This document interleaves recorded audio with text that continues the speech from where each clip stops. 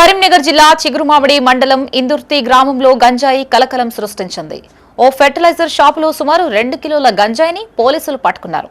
అయితే గుర్తు తెలియని వ్యక్తులు మళ్లీ వస్తాం అని చెప్పి షాప్లో ప్యాకింగ్ కవర్ ఇచ్చి వెళ్లినట్లు షాప్ నిర్వాహకులు తెలిపారు. ఈ మేరకు గంజాయిని స్వాధీనం చేసుకున్న పోలీసులు కేసు దర్యాప్తు చేస్తున్నారు. ఇందుకు సంబంధించిన పూర్తి వివరాలు ఇంకా తెలియాల్సి ఉంది.